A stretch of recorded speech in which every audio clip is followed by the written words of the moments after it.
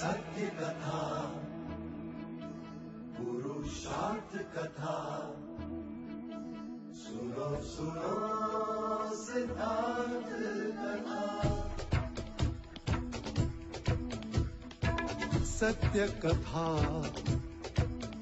पुरुषार्थ कथा, सुनो सुनो सिद्धार्थ कथा। चढ़ते सूरज सा तेजवान वो कीर्तिमान, हुंकार भरे जब कूच करे, थर थर कांपे आसमान। वो राजपुत्र वो शूरवीर, पर्वत को भेद दे उसके तीर, शांति का स्रोत करुणा की धार, निर्झर झरे मन से अपार। वो राजपुत्र वो शूरवीर, पर्वत को भेद दे उसके तीर, है शाक्य वंश का वो तारा, जगमग है जिससे जग सारा।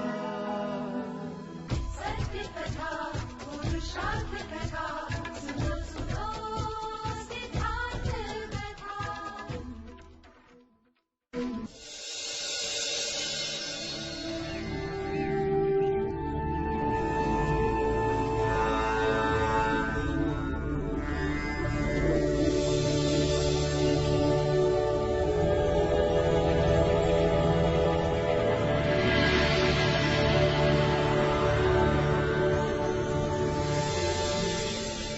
प्रणाम गुरुवर। आपकी आज्ञा अनुसार मैं भिक्षा मांग लाया। तुम स्वयं भिक्षा मांग लाए हो? अर्थात तुम्हारा स्वाभिमान अब तुम्हारी साधना में कभी बाधा नहीं डालेगा। कारण मैं नहीं जानता, पर तुम्हारी आंखों में एक नहीं अनगिनत प्रश्न है। सत्य कहा आपने गुरुवर, पर मैं ये जानता हूं मेरे सारे प्रश्नों के उत्तर मिल जाएंगे यदि एक प्रश्न हल हो गया। कौन सा प्रश्न? क्या आपने मुझे अपना शिष्य स्वीकार किया? तुम्हें इतना विश्वास है मुझ में? मुझे बाहरी ज्ञान पर विश्वास नहीं। वेद पुराण मैंने पढ़े, पर वो ज्ञान किसी और का, स्वयं की अनुभूति नहीं। और उसे जानकर भी मेरे प्रश्नों के उत्तर नहीं। अर्थात वो ज्ञान मेरे लिए अपूर्ण है। जो शक्ति मनुष्य के भीतर है, मुझे उसका अनुभव करना है, और वो केवल ध्यान मार्ग से ही संभव है। और ध्यान से समाधि योग तक का मार्ग आपके चरणों से गुजरता है। आपका मार्गदर्शन मेरे प्रश्नों के उत्तर बनेंगे। विचारशील है। तुम्हारी जिज्ञासा ही तुम्हें समस्त जीवों के कल्याण का मार्ग दर्शाएगी। पहले भोजन कर लो, फिर बात करेंगे।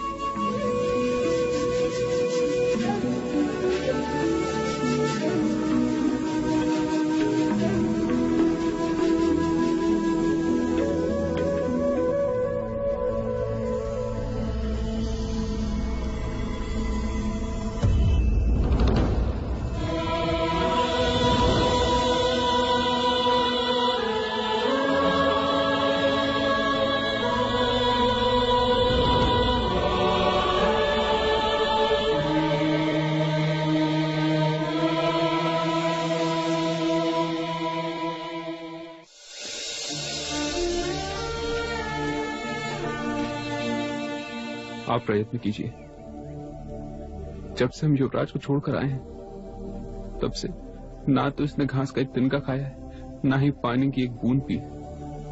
यदि ये कुछ नहीं खाएगा पिएगा तो इसकी जान। वैद्य जी को बुलाओ चन्ना। बुलावा भेजा, आते ही होंगे वो।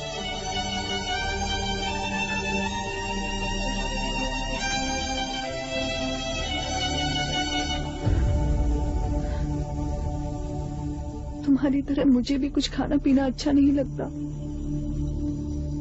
पर माँ कहती है जीने के लिए खाना तो पड़ेगा ही। लो।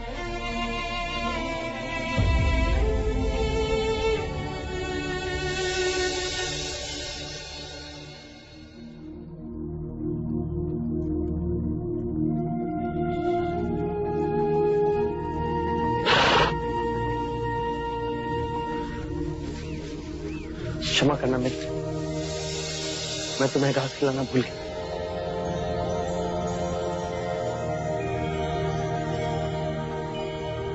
ध्यान का समय हो चुका वत्स। जी अभी आए। गुरुवर, क्या मैं इस अश्व को कंतक करके बुला सकता हूँ? तुम तो रिश्ते नाते तोड़ के आए हो, नए संबंध बना रहे हो। इस अश्व को देखकर मुझे मेरे कंतक की याद आ गई। इन्हीं स्मृतियों से मुक्ति पाने का नाम ध्यान।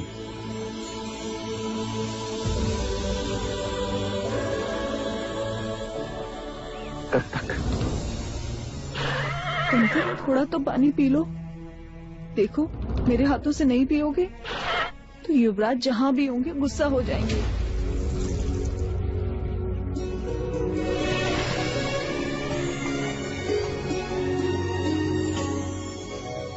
ले पानी पी ले कंतक।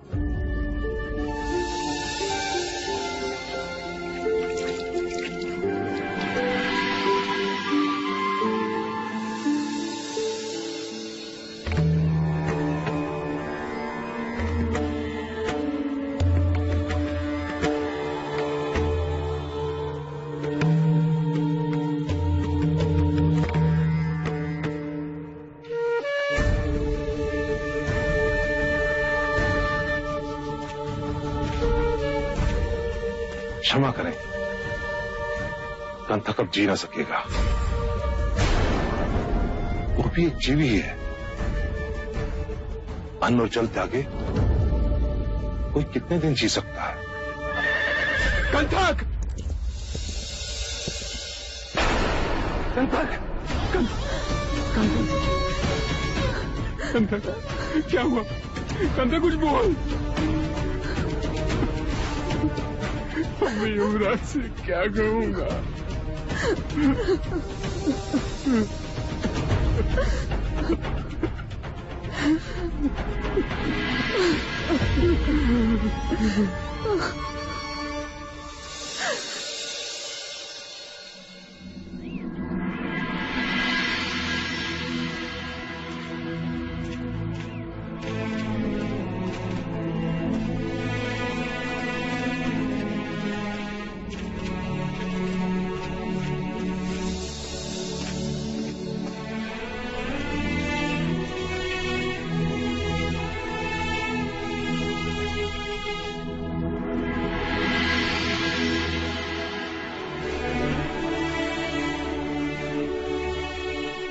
इसने पशु होकर सिद्धार्थ के स्नेह को पहचान लिया,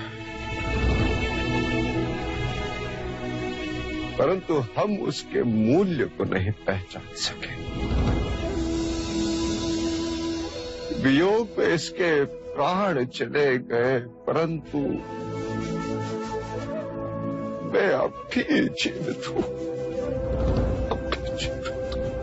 स्वयं को संभालिए भाई महाराज। क्षमा करें महाराज, पर कपिल वस्तु के प्रजाजनों का एक निवेदन है आपसे कि आप शीघ्र युवराज को ढूंढ कर लाइए महाराज, युवराज को ढूंढ कर लाइए। इतनी पीड़ा युद्ध से ना हुई महाराज जितनी युवराज के जाने से हुई। ऐसा लगता है जैसे सारे कपिल वस्तु के प्राण ही चले गए। महल से शहर तक सारी प्रजा अचेतन हो गई है। यूं लग रहा है कि जैसे रात से पुण्य चला गया हो महाराज, पुण्य चला गया हो। आप सबको वचन देता हूं, शीघ्र मैं युवराज को वापस ले आऊंगा। अब बहुत देर तक ये अंधेरा नहीं रहेगा कपिल वस्तु में।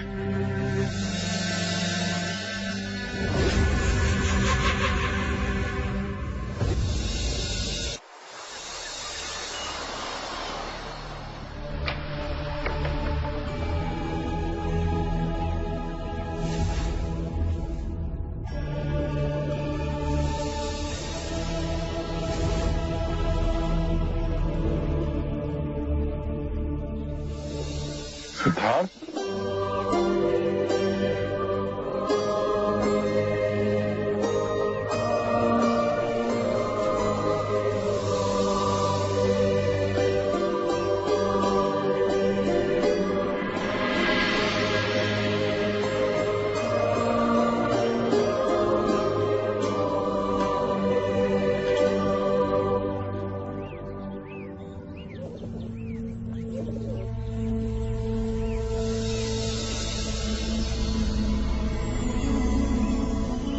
गुरुवर्य, गुरुवर्य,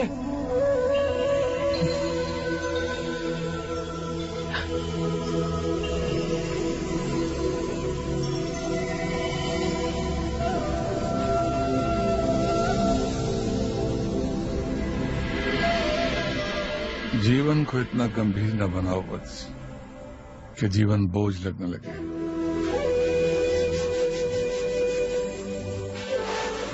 कल पूरी रात सर्दी में तुम ठिठुरते रहे। शिष्यों की कुटिया में क्यों नहीं गए?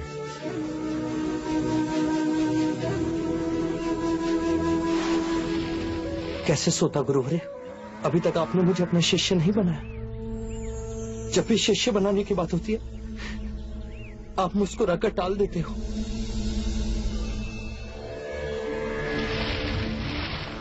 शिष्य अपना गुरु स्वयं चुनता है।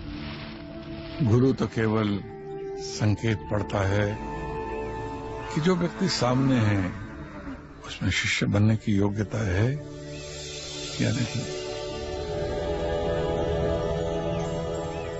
तुम जब से यहां आए हो मैं तुम्हारे लक्षण देख रहा हूं, तुम्हें परख रहा हूं। आप मुझे जितना चाहे परख ले, आप मुझे जिस कसौटी पर उतारेंगे मैं उतरूंगा। बस आप मुझे अपना शिष्य बना लीजिए।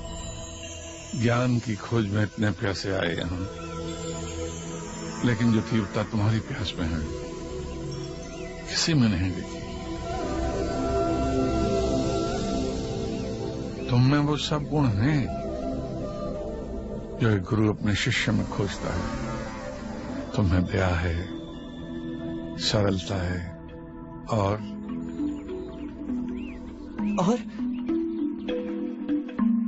अपनी बात मनवाने का हट। तो क्या?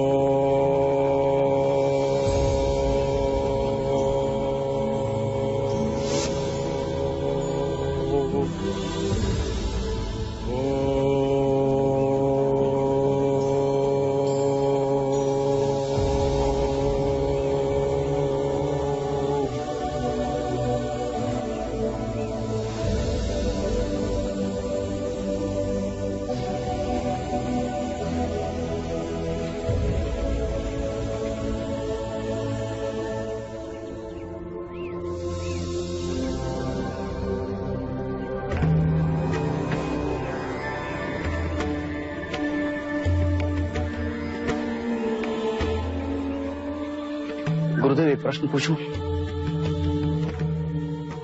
पूछो बस। गुरुदेव मैं अपने मुंह से अपनी क्या प्रशंसा करूं? मैंने कई गुरुओं से ज्ञान की प्राप्ति की, चारों वेद उपनिषद मुझे कंठस्थ हैं, परंतु फिर भी आपने मुझे अपना शिष्य बनाने में पूरा 1 मास ले लिया और इस सिद्धार्थ को मात्र 2 दिन में ही आपने अपना शिष्य बना लिया। सच्चा ज्ञान वो होता है जैसे सागर में नमक घुल जाए, फिर नमक का अस्तित्व कहां रहता है? यदि मैं इस पात्र के पानी में थोड़ी सी रेत मिला दूं तो योग के संदर्भ में तुम इसे क्या कहोगे? गुरुदेव, ये तो बहुत सामान्य सी बात है। रेत जैसे ही नीचे बैठेगी जल स्वच्छ हो जाएगा और जल पीने योग्य हो जाएगा। मेरा प्रश्न योग के संदर्भ में है। सिद्धार्थ, जी गुरुदेव। क्या तुम इस भेद को समझा सकते हो? जी गुरुदेव, ये रेत के कण काम, क्रोध, मद और लोभ के प्रतीक हैं। जब ये चित्त से दूर जाते हैं तो निर्मल जल रूपी ध्यान प्राप्त होता है। चंद्रपर, तुम्हें तुम्हारे प्रश्न का उत्तर मिल गया होगा। मैंने सिद्धार्थ को 2 ही दिन में अपना शिष्य क्यों बना लिया?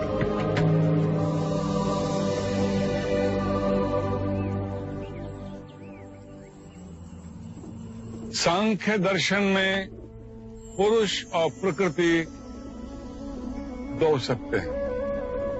पुरुष चेतना है और प्रकृति स्थूल तत्व। पुरुष और प्रकृति कामनावश जब एक दूसरे से बंध जाते हैं, जैसे 2 सांप, तो जीव का जन्म होता है। जैसे मनुष्य, पेड़, पौधे, पशु, पक्षी। किंतु ज्ञात रहे, कामना से मुक्ति ही मोक्ष। गुरुवारे, सांख्य योग क्या है? मेरी उस पर रुचि। मेरी तो दोनों में ही रुचि है। सांख्य योग और सांख्य दर्शन, दोनों में अंतर तो वैसे भी शब्दों का ही है। नहीं बस, इनमें बहुत बड़ा भेद है। ये इतनी गहरी खाई है कि पाटी नहीं जा सकती। जो सिद्धार्थ पूछ रहे हैं वो सांख्य योग है, मोक्ष की अनुभूति है। जो तुम पूछ रहे हो वो सांख्य दर्शन है, जो बुद्धि से संबंध रखती है। मार्ग को समझना और मार्ग पर चलना, दोनों में बहुत बड़ा अंतर है। मन में उठी कामनाएं ही सारी सृष्टि का निर्माण करती है, विचारों का निर्माण करती है। विचार और कामनाओं को जन्म देते हैं और ये खेल कभी समाप्त नहीं होता। गुरुवारे, तो मन पर वश कैसे पा सकते हैं? अपनी सांसों पर नियंत्रण करके। सांख्य योग में सांसों के आवागमन पर नियंत्रण करना अति आवश्यक है। पूरे दिन हम एक ही नासिका छिद्र से सांस लेते हैं, परंतु हर घंटे ये क्रिया बदलती रहती है। जब हम बाईं नासिका से सांस लेते हैं तो उसे इड़ा नाड़ी या सूर्य नाड़ी कहते हैं, और जब हम दाईं नासिका छिद्र से सांस लेते हैं तो उसे पिंगला नाड़ी या चंद्र नाड़ी कहते हैं। ये सूक्ष्म नाड़ियां हमारी रीढ़ की हड्डी के दोनों ओर स्थित हैं। इनमें एक ताल मेल बैठा के हमें सुषुम्ना को जगाना है।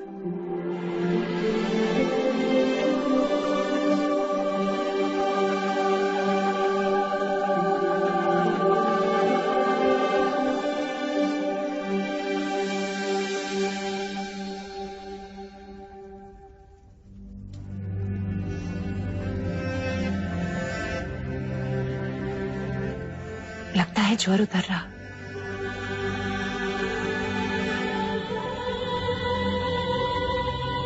तुम पर सबका दायित्व बढ़ रहा है, मेरा,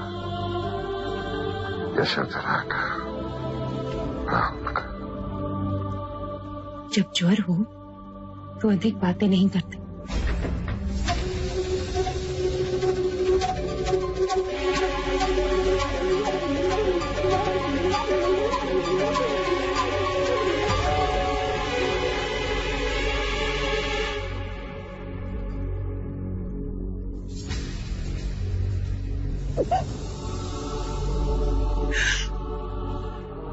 अमिता दीदी, क्या सोचा था और क्या हो गया? सिद्धार्थ ऐसे चला गया। प्रश्न ये नहीं कि ऐसे चला गया, प्रश्न ये है कि कैसे चला गया। राजा दरबारी, ये अनर्थ कैसे हो गया महाराज? सिद्धार्थ को इतना भी विवेक न था कि वो किसी का पति है, किसी का पिता है और किसी का पुत्र भी। वही तो मैं पूछ रहा हूँ महाराज, आपने सिद्धार्थ को जाने कैसे दिया? उसे रोका क्यों नहीं? अपने दायित्व का वास्ता क्यों नहीं दिया? कुछ तो कहिए महाराज। आपके प्रश्नों का आवेग शांत हो जाए तो ही मैं उत्तर दे सकता हूँ। सिद्धार्थ आधी रात को चला गया था और हमें पता तक नहीं चला। ये उत्तर पाने के लिए हम इतने कष्ट में रातों रात देवदास से यहाँ आए हैं। अब भैया को दोषी क्यों ठहरा रहे हैं? क्योंकि जिसका दोष है महाराज का उसके प्रति क्रोध और आवेश दिखाई नहीं दिया। अब आप ही बताइए कि मेरी पुत्री का क्या होगा? वो अपने जीवन का लंबा रास्ता किसके सहारे व्यतीत करेगी? मेरे नाती राहुल का क्या होगा महाराज? यदि पता होता कि ऐसे दुर्दिन देखने पड़ेंगे तो मैं अपनी पुत्री यशोधरा का विवाह सिद्धार्थ से कभी हो नहीं देता।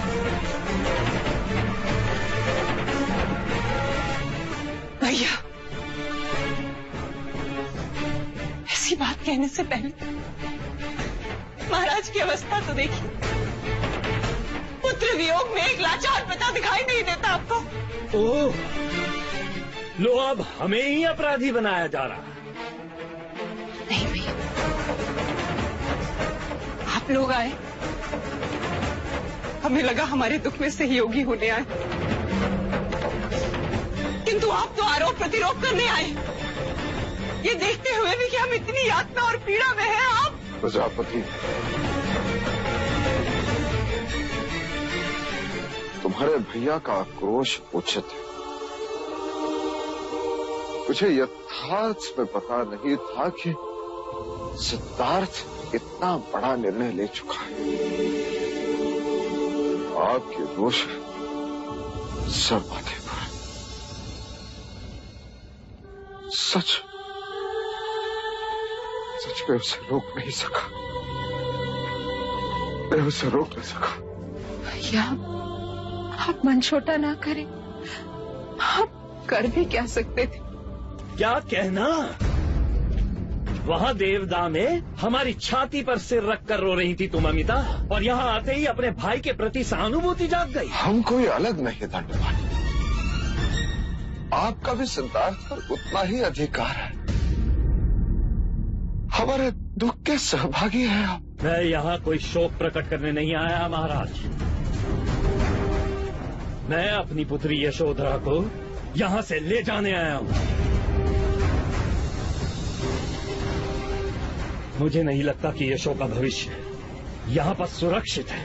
भैया, आप जानते भी हैं कि आप क्या कह रहे हैं? शांत हो जाओ। जिन्हें हम पर विश्वास नहीं, पुत्री के पिता है राजा धनपाल। यशोधरा पे न आप दबाव डालेंगे न हम। देवदास जाना न जाना इस बात का निर्णय केवल और केवल यशोधरा ही करेगी।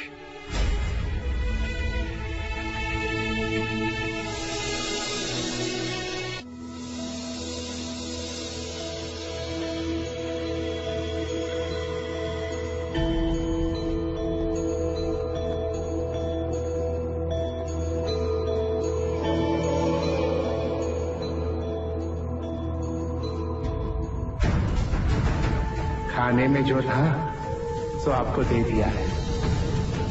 आपका पूरा परिवार इतने चावल में कैसे निर्वाह कर लेते हैं? पार्टी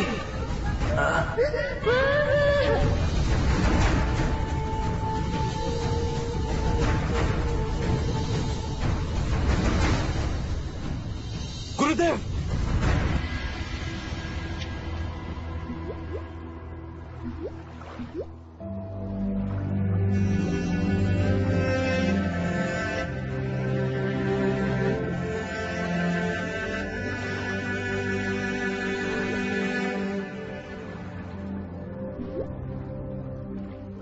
तुम्हारी अशांति का कारण? गुरुदेव, मैं ध्यान नहीं लगा पा रहा हूं।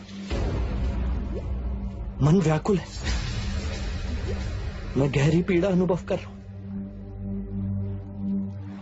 क्या मुझे पूर्ण शांति प्राप्त नहीं होगी?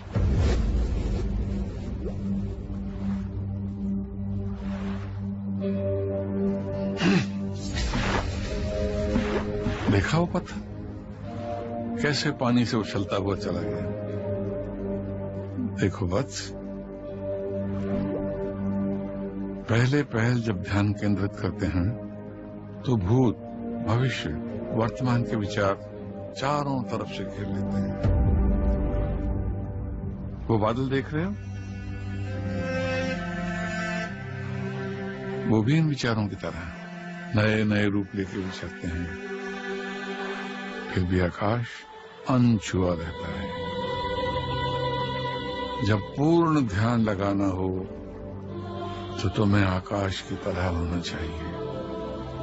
विचार आएंगे, काल की तरह तुम्हें चारों ओर से घेर लेंगे, पर तुम्हारा मन सांसों के आवागमन पर केंद्रित रहना चाहिए। फिर एक समय आएगा जब तुम्हें शून्य का अनुभव होगा। तब तुम्हारी सारी पीड़ाएं, सारे दुख, सारे संताप ऐसे उड़ जाएंगे जैसे वो बादल।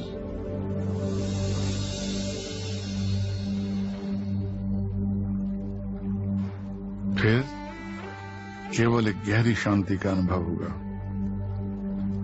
जैसे वो नीला आकाश।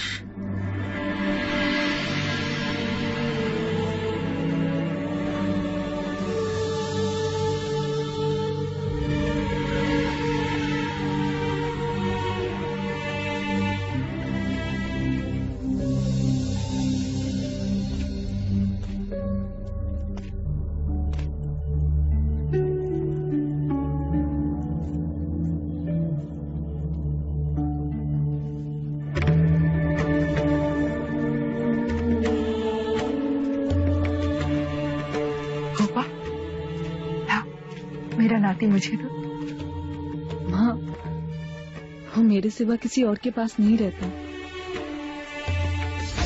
इतने छोटे बच्चे को कितनी जल्दी अपने माता पिता से इतना मोह हो जाता है, और इसके स्वार्थी पिता को इससे तनिक भी मोह ना हुआ। पिताजी, यशो, पुत्र, तुझे हम यहाँ से देवता ले जाने आए हैं। सिद्धार्थ के जाने के बाद वैसे भी यहाँ बचा ही क्या है? जिसका पति उसकी रक्षा ना कर सका हो, उस अबला नारी का उसके माता पिता के सिवा और कौन सहारा? मेरा ध्यान देवदास से अधिक यहाँ रखा जा रहा है। मेरी सास का मेरे प्रति इतना स्नेह है कि आज तक मुझे मेरी माँ का अभाव ना लगा। महाराज मेरी हर बात मानते हैं। यहाँ मैंने कुछ बोला और वो तुरंत हो जाता है। परंतु तेरे पति के जाने के बाद ये नाते बंधन सब टूट ही गए ना। ये आप क्या कह रहे हैं?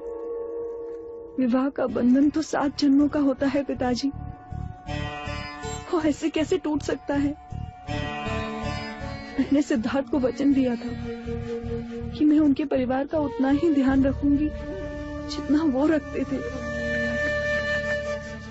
मैं राहुल को पाल पोस कर बड़ा करूंगी। और आप मुझे मेरे वचन से पलटने को कह रहे हैं? जिस पति ने पलायन किया, वो पलायन करके नहीं गए, मेरी अनुमति लेकर गए हैं। और वो अपने प्रश्नों का उत्तर पाकर अवश्य लौटेंगे। मती मारी गई है तेरी। पिंजरे से छूटा पंछी आकाश में उड़ने के पश्चात उसी पिंजरे में बंदी बनने आया है क्या कभी? पंछी और मनुष्य में यही अंतर होता है। वो लौटेंगे। समझाओ इसे अनिता, कुछ समझाओ। मैं तेरा पिता, तेरा शुभ चिंतक होने के नाते तुझसे कह रहा हूँ कि तुम हमारे साथ देवदा चल। अपने प्राणों से अधिक प्रेम करने वाली आपकी पुत्री आपसे विनती कर रही है कि मुझे मेरे घर से दूर ना करे। तुझे इसी समय हमारे साथ देवदा चलना होगा, ये मेरी आज्ञा है। क्षमा करें, मुझे मेरे ससुर महाराज ने ये अधिकार दिया है कि मैं ये निर्णय स्वयं ले सकूं। मैं कपिल वस्तु में ही रहूंगी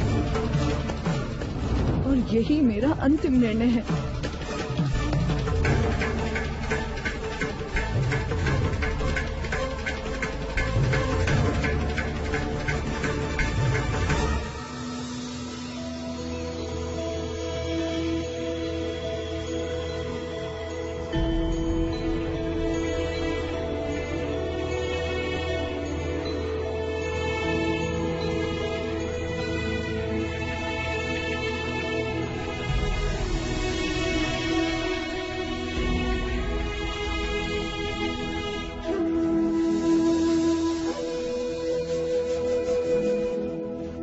प्रणाम गुरुदेव।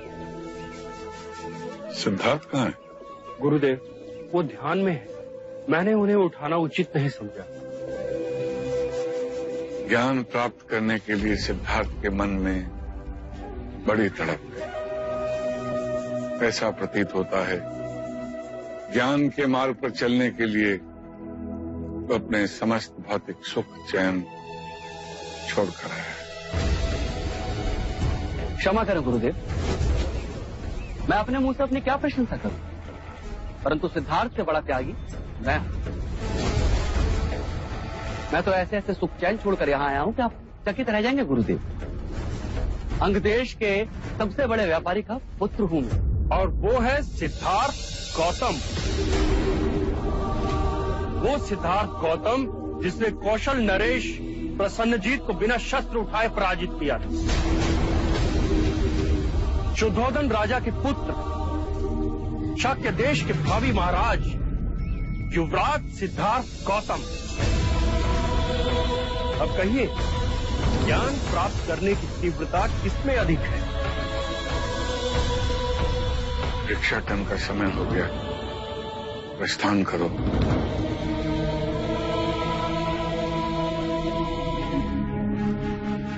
सचमुच विश्वास नहीं होता, इतने बड़े राजा का पुत्र भिक्षु। अरे और तो और उनके व्यवहार में अभिमान की बू तक नहीं है। तो ये हैं सिद्धार्थ गौतम, इनके बारे में असित मुनि ने भविष्यवाणी की थी। सिद्धार्थ जिनके बारे में कहा गया है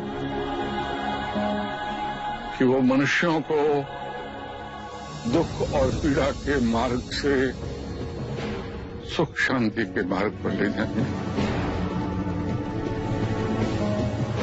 वो सिद्धार्थ युग पुरुष कहलाएंगे। उन्होंने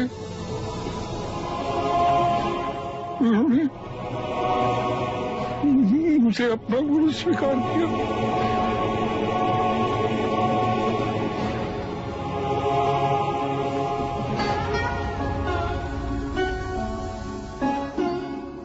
मैं नहीं जानता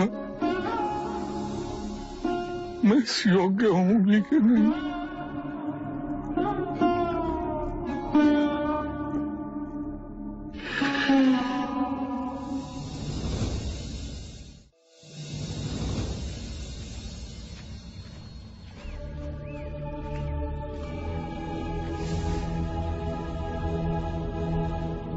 कैसे आनंद से ध्यान में मग्न बैठे हैं युवराज, मुझे इनका सेवक बना दिया गया है।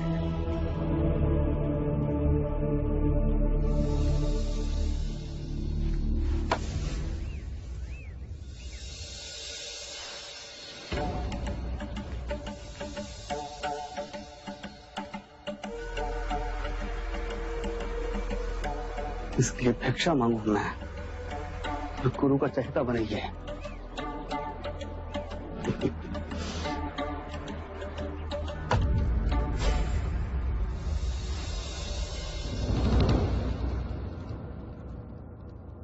क्षमा करें मित्र,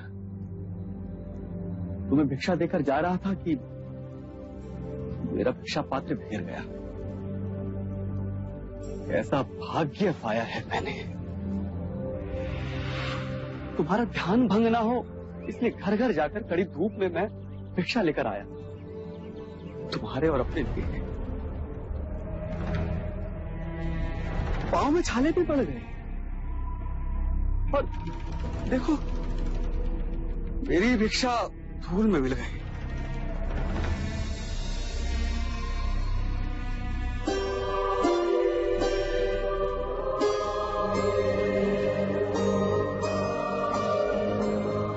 चंद्रकांत, ये भिक्षा आप ग्रहण करें, मुझे इसकी आवश्यकता नहीं।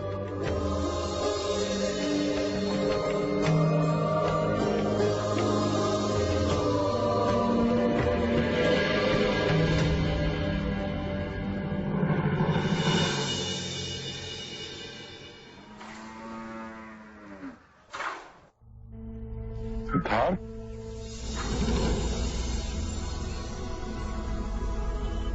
आप बिना देखे कैसे जान लेते हैं कि मैं गुरु और माता में कोई अंतर नहीं होता बस। माता जरा सी आहट से अपने बच्चे को पहचान लेती है।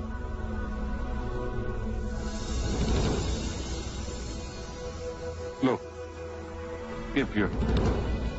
ये सात्विक आहार से मन को शांति मिलती है। आपकी करुणा का पात्र हूं या नहीं ये तो मैं नहीं जानता, परंतु आपसे एक विनती। कहो। जब भिक्षा मांगने का समय हो तो आप मुझे ध्यान से उठा दिया करें। मैं नहीं चाहता कि मेरे कारण किसी और को कष्ट हो। किसको कष्ट हुआ? याद रहे सिद्धार्थ, यहाँ प्राथमिकता ध्यान को दी जाती है, भिक्षा को नहीं। गुरु हूं मैं तुम्हारा, भली भांति जानता हूं कि कौन ध्यान के योग्य है और कौन भिक्षा के। संकोच न करो और बताओ कि तुम ध्यान की अनुभूति में कहां तक पहुंचे। गुरुवर, पहले पहले तो ऐसा लगा जैसे मैं हवा में उड़ रहा हूं, और फिर समय का ज्ञान धीरे धीरे जाता रहा। अति शुभ लक्षण।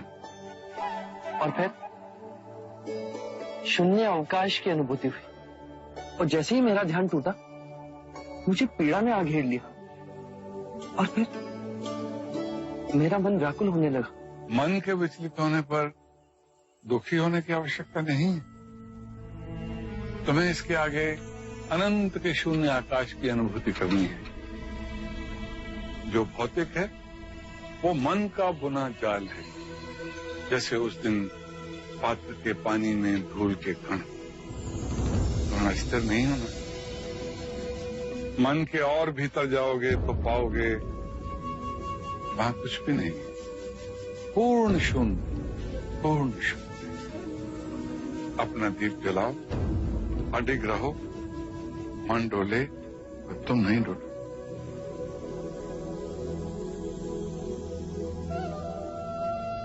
यशस्वी भव।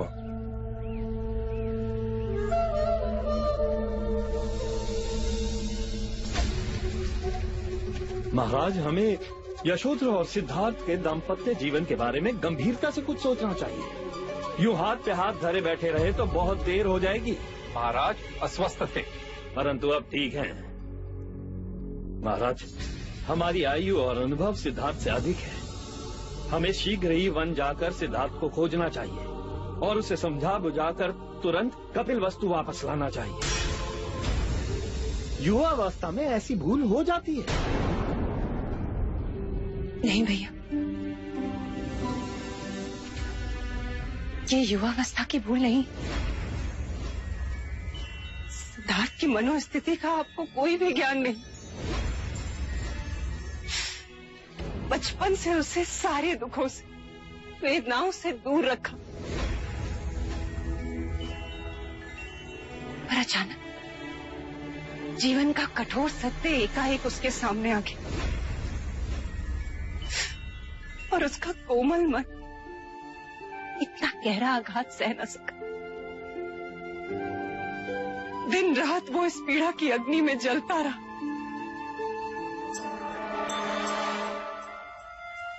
उसने ये निश्चय सोचकर किया। सत्य कहा महादेवी ने महाराज। सिद्धार्थ को इस मानसिक स्थिति में यहाँ लाएंगे तो वो पागल हो जाएगा।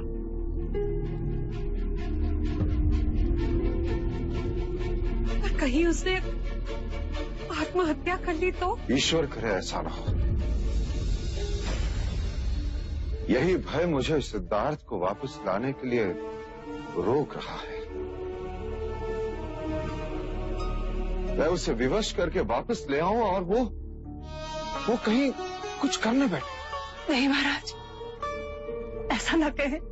जी प्रजा, सिद्धार्थ को कुछ नहीं होगा। मेरी बस यही विनती है महाराज कि हम सिद्धार्थ को ढूंढ लें, उसे बस एक बार समझा लें। हो सकता है कि उसके मन का क्लेश अब तक शांत हो चुका हो और वो स्वयं वापस लौटना चाहता हो।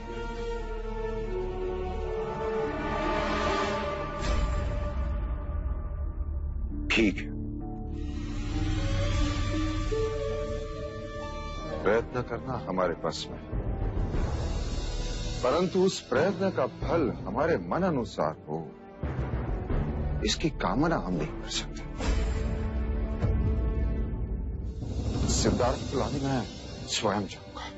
परंतु भाई महाराज, इतने तीव्र ज्वर में आप न जाएं तो ही अच्छा हुआ। हाँ महाराज, अनुज ठीक कह रहे हैं। अनुज, तुम अपने साथ महामंत्री को भी ले जाओ और सिद्धार्थ से थोड़ा संभल कर बात कर। मैं पूर्ण चेष्टा करूंगा भाई मंत्री। महाराज, आप मुझे भी साथ जाने की अनुमति दें। मैं भी सिद्धार्थ को समझाने का प्रयत्न करूंगा। तुम्हारा बंधु प्रेम देखकर मैं प्रसन्न हुआ देवदत्त। अवश्य, तुम भी अवश्य जाओ, परंतु एक बात का ध्यान रखना, सिद्धार्थ पर किसी भी प्रकार का दबाव न डाला जाए। निश्चिंत रहिए महाराज, मेरे रहते सिद्धार्थ पे कोई दबाव नहीं डाल सकते।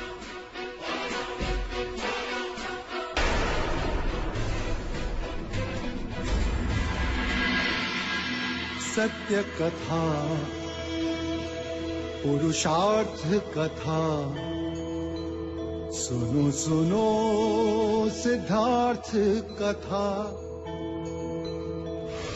सत्य कथा, पुरुषार्थ कथा, सुनो सुनो सिद्धार्थ कथा।